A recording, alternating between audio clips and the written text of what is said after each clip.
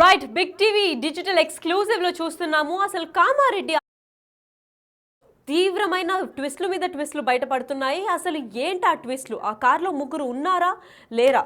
అసలు కార్లో ఎవరున్నారు?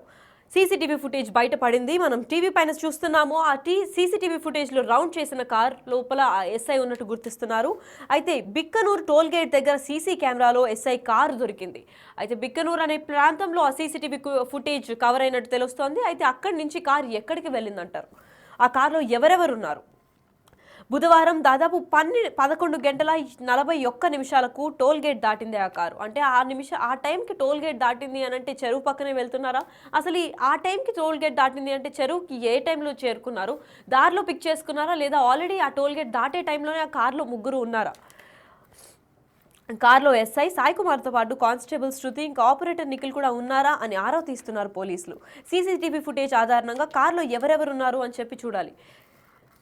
సీసీ కెమెరా ఆధారంగా కారు ఎటు వెళ్ళింది అనే వివరాలపైన ఆరా తీస్తున్నారు. అయితే దీనిపైన మరింత ఇన్ఫర్మేషన్ ఇవ్వడానికి మా ప్రతినిధి రాజేష్ లైవ్లో ఉన్నారు. వారిని అడిగి తెలుసుకుందాం. రాజేష్, చెప్పండి, ఆ కార్ టోల్ గేట్ దాదాపు ఒక 11 గంటల 40 నిమిషాలకి దాటినట్టు తెలుస్తుంది. ఆ టోల్ గేట్ దాటిన సమయంలోనే కార్లో ముగ్గురు ఉన్నారా, లేదంటే దాటి ఎవరినన్నా పిక్ చేసుకోవడం జరిగిందా? లక్ష్మీ కామారెడ్డి జిల్లాకు సంబంధించి అడ్లూరు ఎల్లారెడ్డి పెద్ద చెరువు ప్రాంతంలో ఏదైతే ముగ్గురు మృతదేహాలు బయటపడ్డాయో ఆ ముగ్గురు కూడా ఆత్మహత్య చేసుకున్నారా, లేకపోతే ఫస్ట్ ఎవరు ఆత్మహత్య చేసుకున్నారు, ఎవరు కాపాడడానికి వెళ్లారు అనేది కూడా విషయం అంతా కూడా ఇప్పుడు రాష్ట్ర వ్యాప్తంగా చర్చనీయాంశంగా అయింది. ఇప్పటికే డీజీపీ నుంచి కూడా ఆర్డర్స్ పాస్ అయ్యాయి. ఇప్పటికే ఎస్పీ సింధు శర్మ దీనిపై సీరియస్ గా తీసుకుంది. ఒక స్పెషల్ టీం వేయడం జరిగింది. ఎల్లారెడ్డికి సంబంధించిన ఒక ఏసీపీతో పాటు ఇద్దరు సిఐలు ఎస్ఐలతో పాటు ఒక టీం ఏర్పాటు జరిగింది. ఇప్పటికే బుధవారం రోజు ఏదైతే జరిగిన ఘటనకు సంబంధించి ఆ రోజు నుంచి కూడా ఇప్పటి వరకు విచారణ కొనసాగుతుంది. ఇక్కడ కూడా ఇదంతా విచారణ కూడా సీక్రెట్ గా జరుగుతుంది. ఎప్పుడైతే 25వ తేదీ రోజు ఉదయం మధ్యాహ్నం 11 గంటల 41 నిమిషాలకి బిక్కనూరు టోల్ గేట్ దాటింది ఎవరైతే సాయి కుమార్ సంబంధించిన బిక్కనూరు ఎస్ఐ కారు.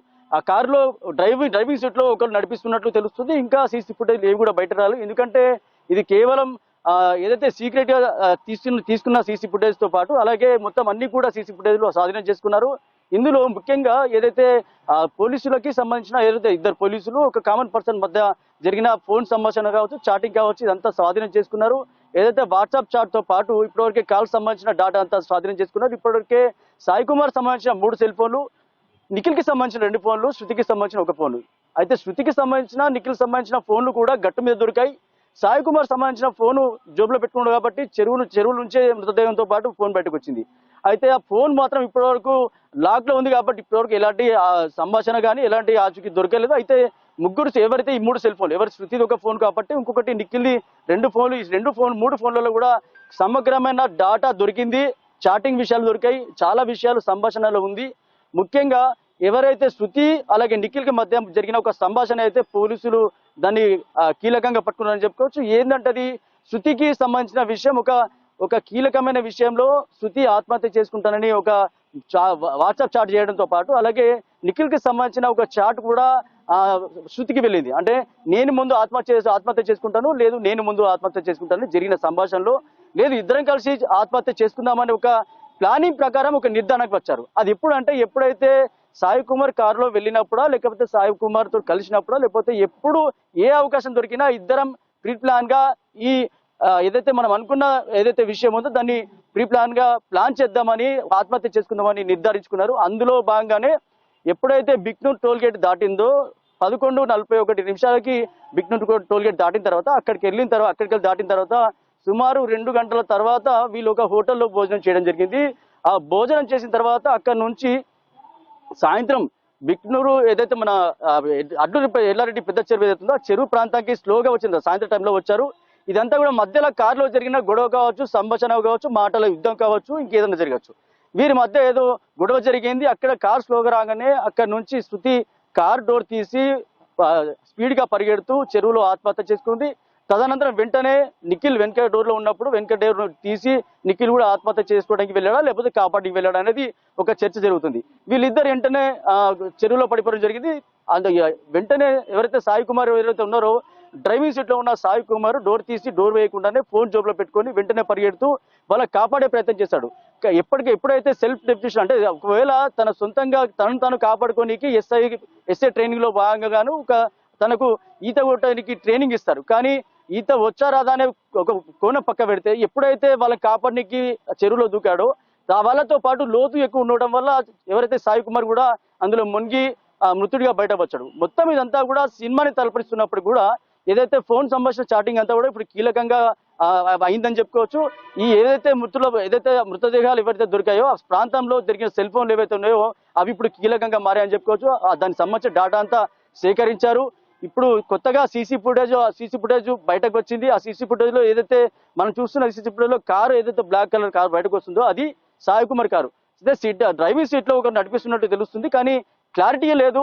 ఆ కారులో ఇంకా కానిస్టేబుల్ వీవీపేట పనిచేస్తున్న శృతి ఉందా, ప్రైవేట్ ఆపరేటర్ గా పనిచేస్తున్న నిఖిల్ ఉన్నాడా అనే విషయం ఇంకా తెలియదు. దానికి సంబంధించిన విచారణ కొనసాగుతుంది. కేవలం మరో 2 రోజుల్లో మొత్తం పూర్తి డేటాతో ఎస్పీ సింధు శర్మ మీడియాకు వివరాలు వెల్లడించే అవకాశం ఉంది. పూర్తి డేటా తీసుకుంది. ఏదేమైనప్పటికీ అసలు మొదలు ఎక్కడైంది, ఎవరు ప్రేమ వ్యవహారం జరిగింది, ఎవరు మధ్య ఏం జరిగింది అనేది ఇప్పటి వరకు ఎలాంటి సంభాషణ అయితే బయటకు రావడం లేదు. ఒక కీలకమైన విషయం వల్లనే ఇదంతా గొడవ దారితీసింది, ఆత్మహత్యకు దారితీసింది. ఆ కీలకమైన విషయం ఏదన్నది ఇప్పటి వరకు తెలియదు. ఆ విషయం వల్లనే ఈ ముగ్గురు కూడా మృత్యువాత పడ్డారని చెప్పుకోవచ్చు. ఇదంతా కూడా రాష్ట్ర వ్యాప్తంగా చర్చనీయాంశంగా మారింది. పోలీస్ శాఖలో ఇలాంటిది ఎప్పుడు జరగలేదు. అందుకే సింధు శర్మ ఎస్పీ ఇప్పటివరకు సీరియస్ తీసుకుంది, స్పెషల్ టీంని ఏర్పాటు చేసింది. ఇందులో భాగంగానే మొదటి రోజు ఏదైతే జరిగిందో ఘటన తర్వాత మళ్ళీ ఈ రోజు ఎక్కడైతే అడ్లూరు ఎల్లారెడ్డి పెద్ద చెరువులో జరిగిన ఘటన ఏదైతుందో ఆడ మళ్ళీ ఈ రోజు సీన్ రియాక్షన్ అని చెప్పి మళ్ళీ ఈ రోజు అసలు ఏం జరిగింది అనేది కోణంలో మొత్తం కూడా ఒక డ్రాయింగ్ గా మొత్తం ప్లాన్ చేసుకున్నారు. పోలీసులు అక్కడికి వచ్చారు. మొత్తం చెప్పులు ఎక్కడ దొరికాయి, సెల్ ఫోన్ ఎక్కడ దొరికింది, సెల్ ఫోన్ నుంచి చెప్పులు, దాని తర్వాత ఎక్కడి నుంచి ఆత్మహత్య చేసుకున్నారు, దాని డిస్టెన్స్ ఎంత, అసలు వీళ్ళు కారు ఆపింది ఎక్కడో అక్కడ నుంచి ఎంత దూరం పరిగెత్తారు, అక్కడ వాళ్ళు ఎక్కడి నుంచి పడ్డారు, అక్కడ లోతు ఎంత ఉంది. ఎప్పుడైతే మృతదేహాలు దొరికినాక పోస్ట్ మార్టం వెళ్ళినాక వాళ్ళ బాడీలో నుంచి వచ్చిన వాటర్ ఏవైతే ఉన్నాయో ఆ వాటర్ ని సేకరించారు.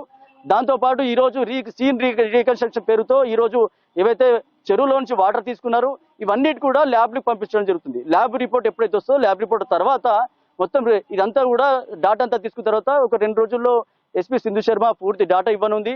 ఇదంతా కూడా చాలా అనుమానాలు దారితీసే అవకాశం ఉంది. ఇప్పటికే చాలా ఆరోపణలు బయటకు వస్తున్నాయి.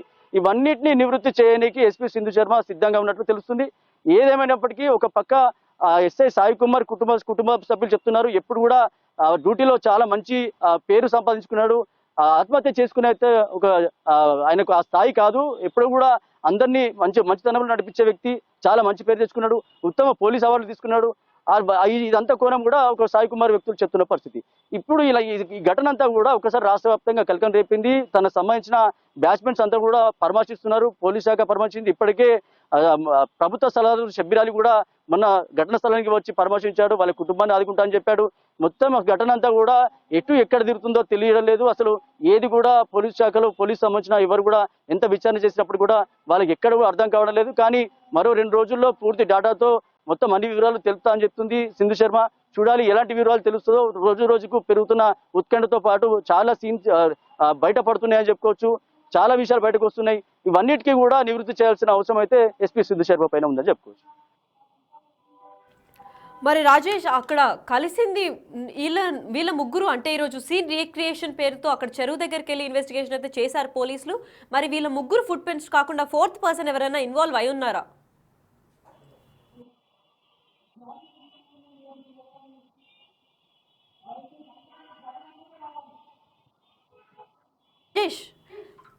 అయితే మరి సీన్ రీక్రియేషన్ దీంట్లో చెరువు దగ్గరికి వెళ్ళేసి సీన్ రీక్రియేట్ చేసే ఆధ్వర్యంలో అక్కడ ఎవరన్నా 4th పర్సన్ అంటే ఈ చనిపోయిన ముగ్గురు ఫుట్ ప్రింట్స్ వీళ్ళ ఆధారాలు కాకుండా 4th పర్సన్ ఎవిడెన్స్ ఏమైనా దొరికిందా?